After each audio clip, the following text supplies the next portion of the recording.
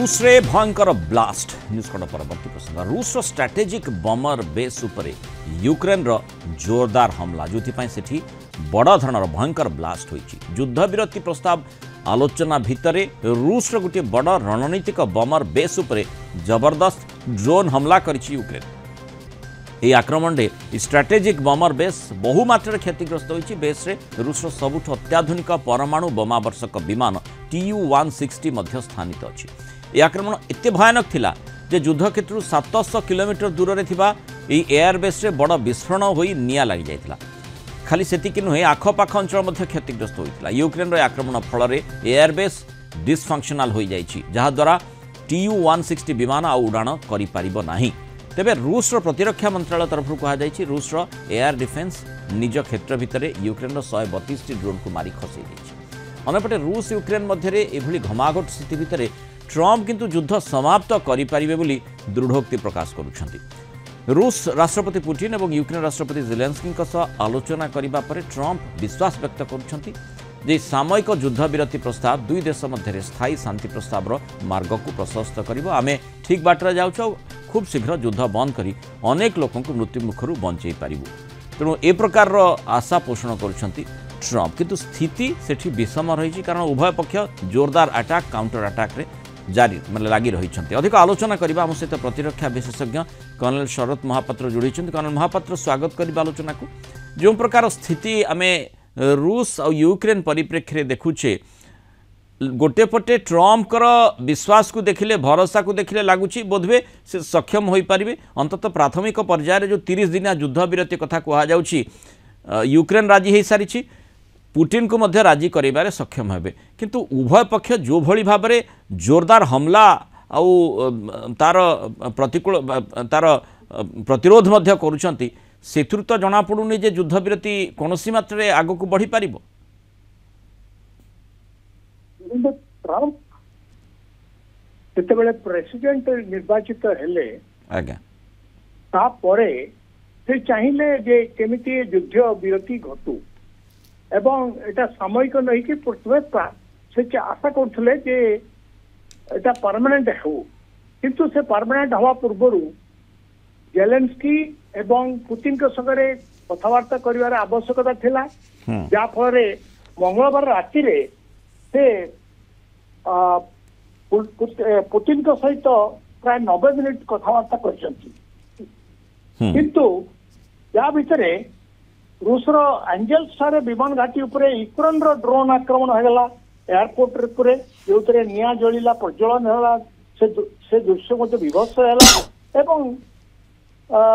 सेठी जो प्रकार रो Tu-160 बम्बर जोटा कि परमाणु बोमा बहनकारी एयरक्राफ्ट सेटा थिला एवं से उडिक ध्वंस हो गला। तेणु ट्रम्प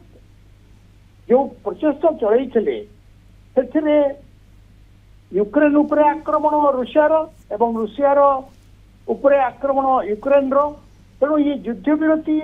सामयिक भाव जो बंद करिवार प्रस्ताव आगत होता ये केते दूर सक्सेसफुल हेउछि बा हबो ये कहवा कष्टकर माने जेतेबेले स्ट्रैटेजिक बमर बेस उपरे यूक्रेन अटैक करूछि एवं सेथिरे सक्षम होईछि पुतिन को ट्रम्प सेठी माने 30 दिनिया जो युद्ध विरति प्रस्ताव रे राजी करेबे बोली आशा जो करा जाउछि ता उपरे पानी पड़ी जाई पारे एथि पई जे पुतिन केउ दृष्टिकोण रु ट्रम्प को ऊपर विश्वास करिवे एही वाला कथा जे वर्तमान जेलेंस्की फिनलैंड गस्तरे रहिचंती आज्ञा थिले एवं सी एही पुतिन कर दोमुहा नीति को पसंद न करी से विवृति दैछंती एवं पुतिन मध्य तार प्रतिबदल रे से मध्य आक्रमण प्रति आक्रमण पाई जो प्रकार बंदोबस्त से मध्य चलैछंती। तेणु रूस रो यूक्रेन रो शक्ति और भित्तिभूमि उपरे आक्रमण हॉस्पिटल उपरे आक्रमण परिवहन व्यवस्था उपरे आक्रमण एथिरे देखा जाउनी जे किभଳି एठारे शांति प्रतिष्ठित हेबो कारण जो 100 यार जो दुई नेतांकर कथबार्ता परे 175 संख्यक POW प्रेसिडेंट्स ऑफ वार दुई देश मध्य आदान प्रदान होता जदियो से जो पीओडब्ल्यू थिले माने युद्धबंदी थे युद्धबंदी थिले से विशेष कर आहत एवं चिकित्सित अवस्था थिले एवं तांको बस जोगे दुई देश मध्य आदान प्रदान करागला 175 संख्यक युद्धबंदी गला परे गोटे आशा संचार होता जे दुई देश मध्य किसी सहानुभूति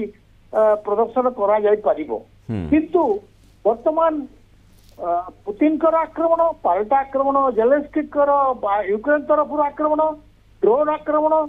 ए गुड़िक वर्तमान सूचौची जे ये